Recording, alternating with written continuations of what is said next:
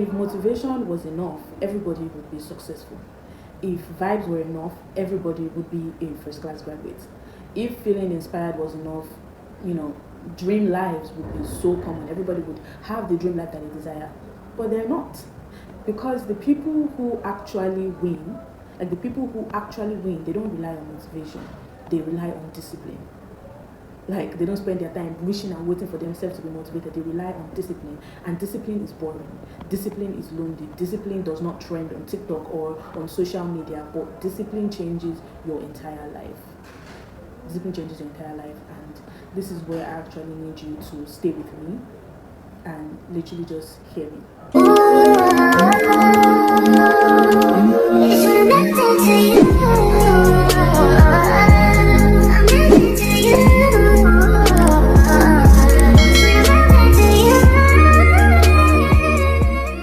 Hi, my name is Blossom and I'm here to make sure that you never settle for a life that's less than the life that you deserve.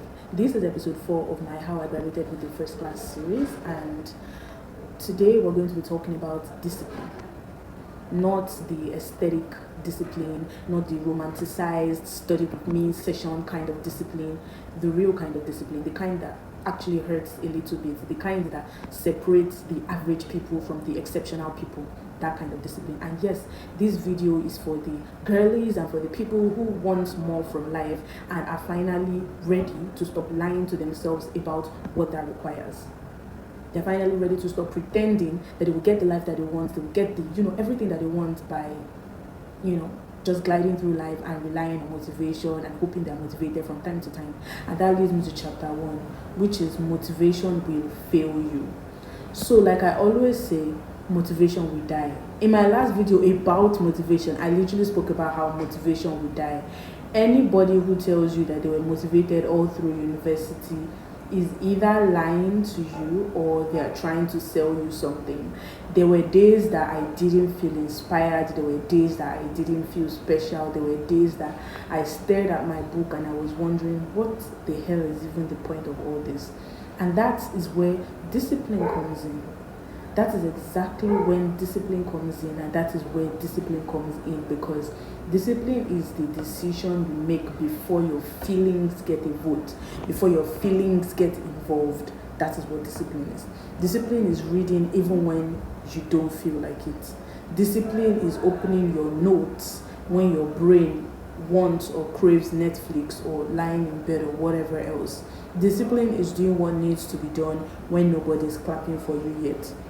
Like, nobody's clapping for you. You choose to be disciplined. And the uncomfortable truth that a lot of people don't like to talk about is that most people don't fail because they are not smart. They fail because they are not consistent. They are not disciplined. And that is why they fail. Research actually backs this up. There are studies in educational psychology that consistently show that consistent study habits outperform last-minute bursts of effort, even among students with lower perceived ability. Consistency beats talent when talent doesn't show up daily. Discipline is consistency in human form. And that leads me to chapter 2, which is doing more than the average person that you know on purpose.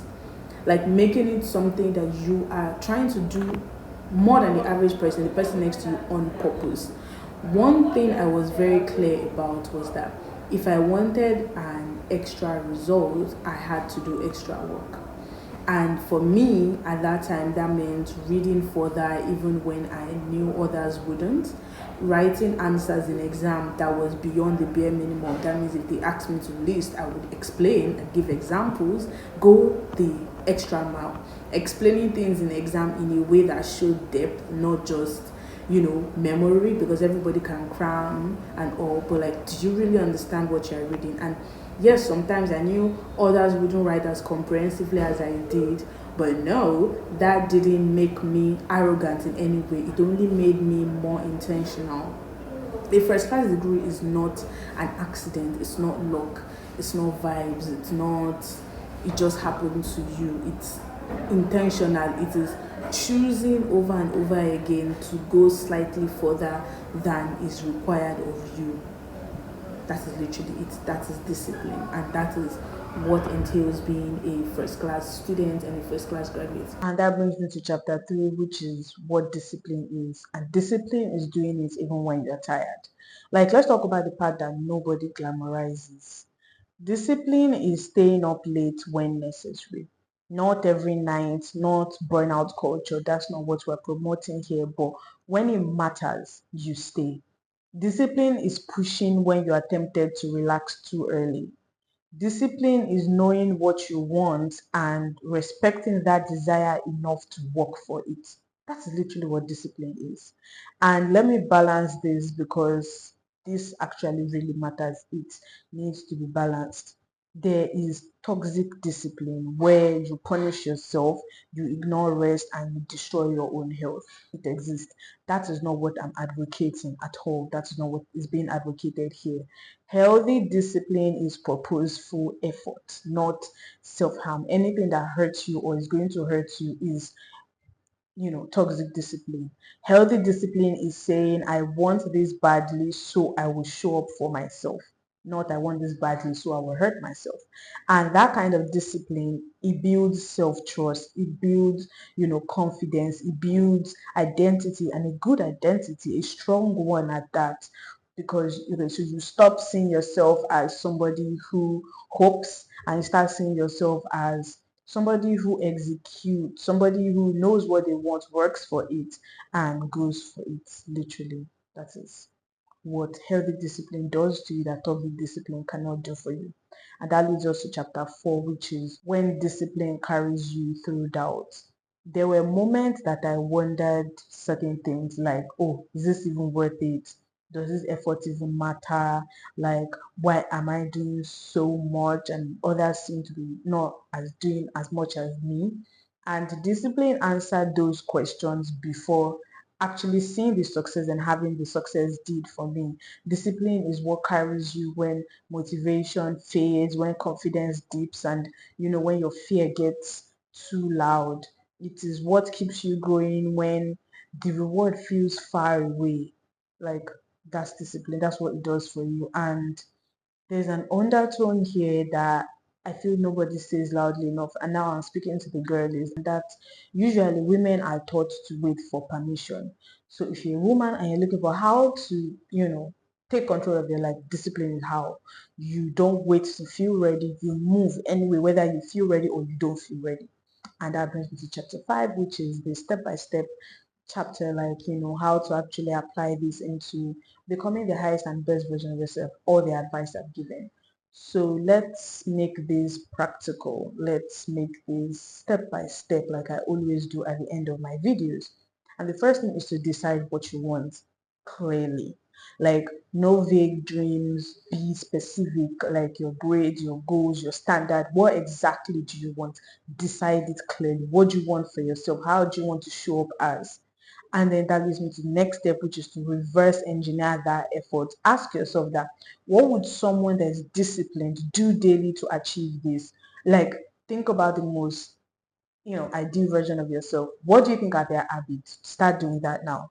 That leads me to the third thing, which is to build non-negotiable, small, repetitive, and repeatable actions like daily reading time, weekly revision, showing up even at 60% when you're not at 100%, just little habits like that. And that leads me to step 4, which is to learn how to detach discipline from emotion. You don't want to feel like it, or you don't wait to feel like it. You do it because it is aligned with the version of you that you are working towards. That leads me to the fifth step, which is to respect rest, but don't hide in rest. It's very important.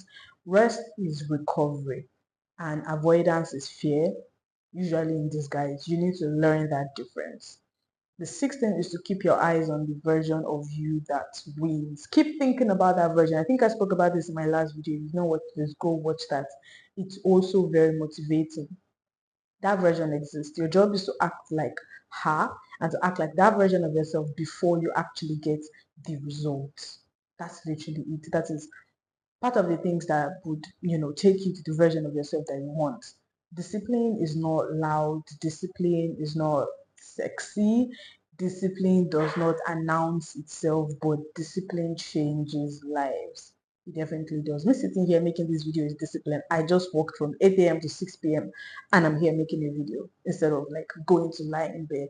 And if you want extraordinary, an extraordinary life, academically or otherwise, discipline is the price of entry. You need to know this. And I believe in you, not because, it's cute and what people always say, but because I know what consistent effort, does over time. And if you stay disciplined long enough, one day your name will boldly be written on something that you once only dreamed of. And I'm also talking to myself. And you will know that you earned it and nobody can take it away from you in that moment. Thank you so much for watching. Bye.